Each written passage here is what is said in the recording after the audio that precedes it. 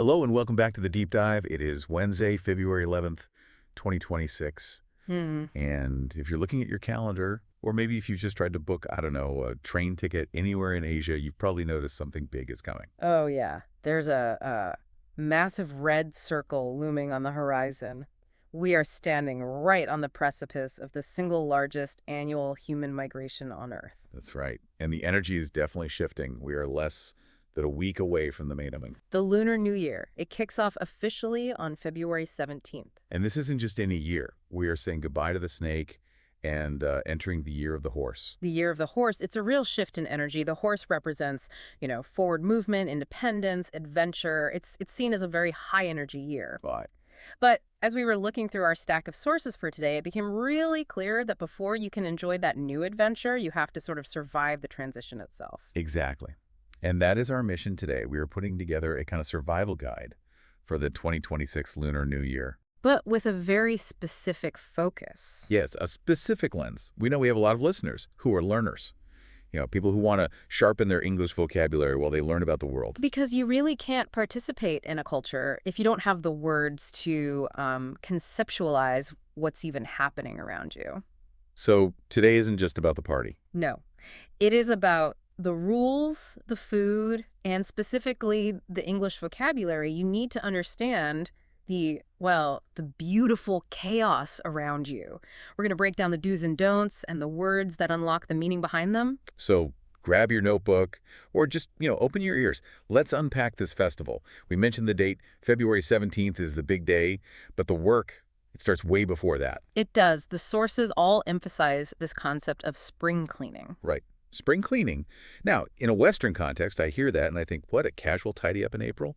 Maybe donate some old clothes. Yeah, that's not this. The stakes are completely different here. How? In the context of the Lunar New Year, spring cleaning is a ritual. I mean, it is a deep, aggressive purge of the entire house. Right. And the distinction is vital. You aren't just cleaning because the shelves are dusty. The logic behind it is spiritual. This is where the vocabulary gets really interesting, right? You're physically removing dirt, but symbolically you're doing something else entirely. You are sweeping away bad luck. Sweeping away bad luck. Yeah, imagine that bad luck is a physical thing, like soot or dust that's built up in the corners of your life over the last year. You have to physically sweep that out. Otherwise, you're dragging all that old baggage into the new year. Exactly. I love that visualization, evicting the bad vibes. It reminds me of the word tradition. Yes, that's a key term for us today. A tradition isn't just a habit you do for fun. It's a belief, a custom, passed down through generations. It connects you to the past. And in this tradition, the goal of the cleaning is to make space. If you sweep away the bad, you make room to welcome good fortune. Fortune. Okay, we see this word everywhere. Good fortune. Wheel of fortune. Right? In this context, what are we talking about? It's luck, success, and destiny all kind of rolled into one. But this is where the survival guide part really kicks in, right? There's a huge trap waiting for anyone who's unprepared. A massive operational risk, the timing trap. I read about this and just thought, oh, I would definitely mess this up. Me too. So what's the rule? You must do all of your cleaning before the New Year starts. You have until midnight on New Year's Eve. Once that clock strikes 12 and February 17th begins, You put the broom down. you put the broom down. So let's play this out. It's the morning of the 17th. The year of the horse has officially begun. I spill, I don't know, a bag of chips on the floor.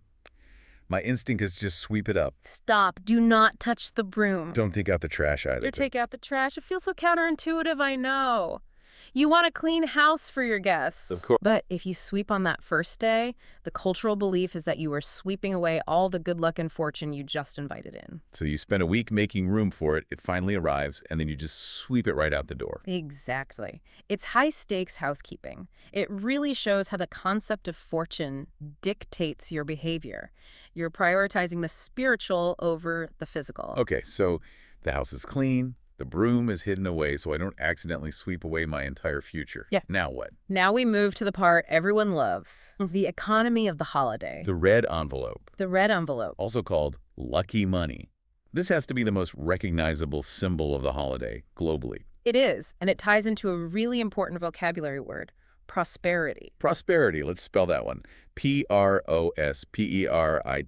Prosperity means more than just having money. It's Success, wealth, flourishing, happiness. So when you hand someone a red envelope, you're not just giving them cash. No, you are handing them a physical symbol of prosperity. You are wishing them success.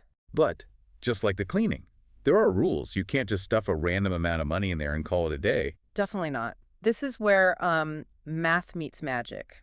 The general rule is to give even amounts. Even amounts, so numbers ending in 0 to 6, 8. Right, like $600 or $1,000. Even numbers represent pairs, wholeness. They're considered stable and good. And the don'ts, what do we avoid? Never give odd numbers. That implies loneliness or separation. But the biggest rule, the one you absolutely cannot break, involves the number 4. The number 4. Okay, now, we're not going to pronounce the local words today, but can you explain the logic here for our listeners? Why is 4 so scary? It's purely linguistic. It's what we call a homophone, words that sound the same but have different meanings. Okay. In the local language, the word for the number 4 sounds almost identical to the word for death. Yikes. Okay. That is a heavy association. It is. So if you give someone $400, the auditory signal you're sending is literally death. It's a massive, massive taboo. That makes so much sense. It's not just a superstition. It's like a terrible pun that carries a curse. Exactly. So avoiding 4 and sticking to even numbers makes the whole act auspicious. Auspicious. That is a fantastic word. Let's define that one. Auspicious just means bringing good luck or being favorable. It's an adjective. So giving a red envelope with $600 is an auspicious act. Correct. And giving one with $400 is, well, it's definitely inauspicious. I got it. So if I want an auspicious start to the year of the horse, I need to check my math. Always check the math. Okay, we've cleaned the house, but not on the first day. We've got our red envelopes with even numbers, avoiding the death number. Now it's New Year's Eve. Time for the main event. The reunion dinner. And that word reunion, that's central to the whole thing, isn't it? It's everything. A reunion means coming together again after being apart.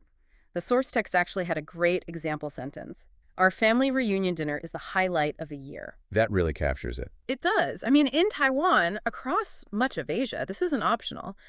People will sit in just terrible traffic, jam onto trains, fly across the country, just to be physically present at this table. It validates the family unit. It does. And once you're at that table, the food isn't just about calories, it's a code.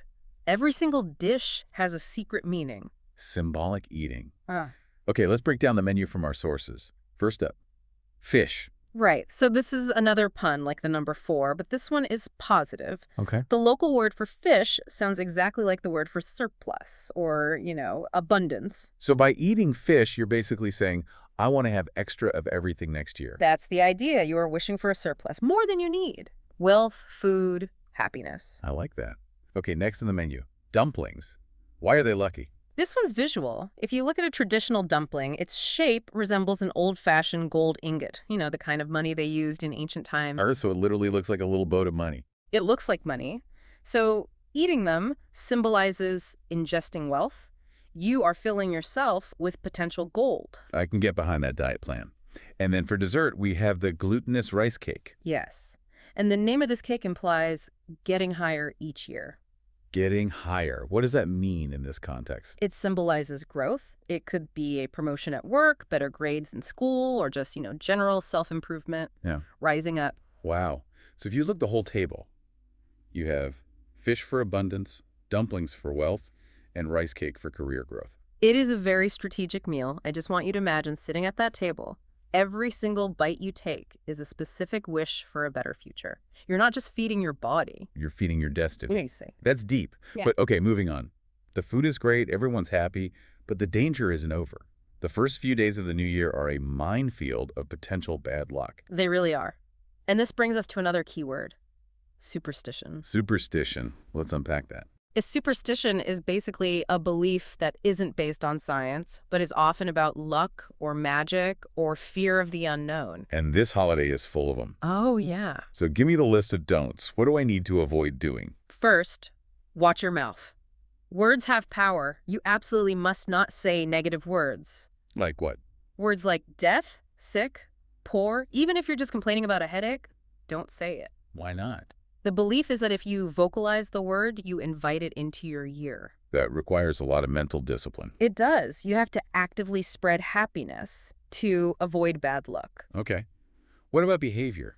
Don't break things. If you drop a bowl or break a mirror, it's considered really bad luck. It symbolizes a break in your prosperity. That is so much pressure. I am clumsy. What happens if I break a bowl? Is my year ruined? Well, there are ways to fix it, usually by saying a lucky phrase right away, but it's much better to just be careful. Okay. And then there's the hygiene taboo. This one really surprised me. You're not supposed to wash your hair? Not on the first day. Why? Is it the same logic as not sweeping the floor?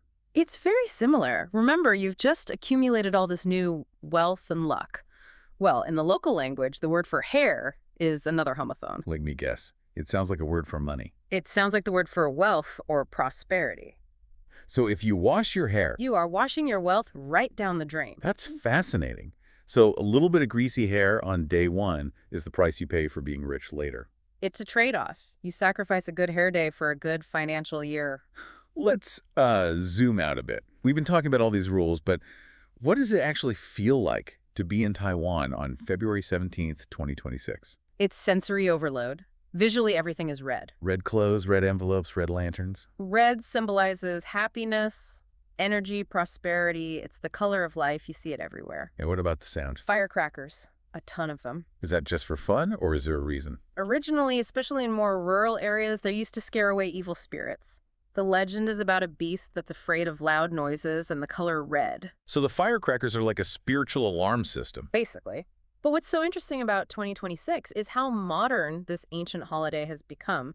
The sources all mentioned a modern twist. Right, it's not just temples and incense anymore. No.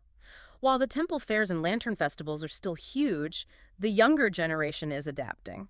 For example, instead of physical red envelopes, many people now use apps to send digital lucky money. That's super convenient. No need to go to the bank for crisp new bills. Exactly. And because it's a long public holiday, usually 7 days at least, a lot of people just use it for travel. It's a huge celebration. Celebration, let's define that one. A celebration is simply an event to mark a happy occasion. So whether you're at a traditional temple or sitting on a beach somewhere, it's all part of the celebration. And the TV shows. The source mentioned the variety shows. Yes, the New Year's Eve variety shows are a huge deal. It's a tradition to sit with the family, digest that enormous meal, and just watch skits and songs on TV. It's a shared cultural moment. It really sounds like a mix of Thanksgiving, Christmas, and the Super Bowl, all rolled into one red-colored week.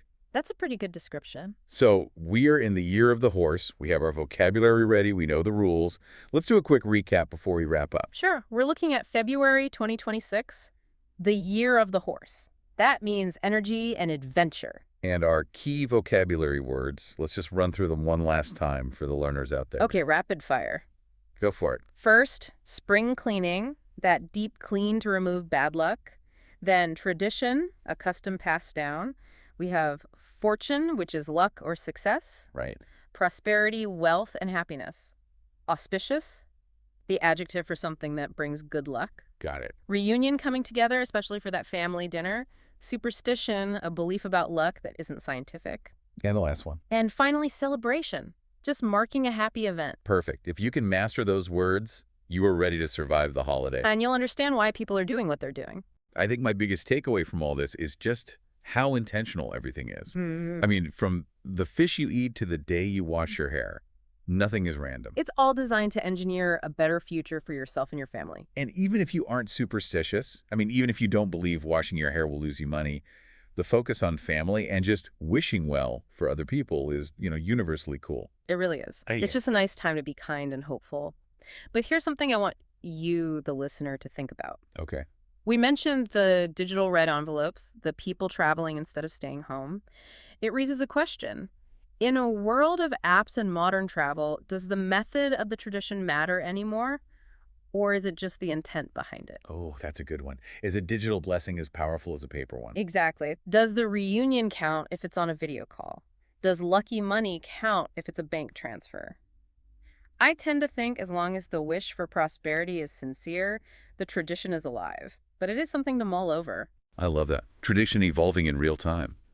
Well, whether you're celebrating with dumplings or just ordering a pizza, we hope you have a fantastic week. Happy Lunar New Year. Wishing you prosperity and good fortune. See you next time on The Deep Dive.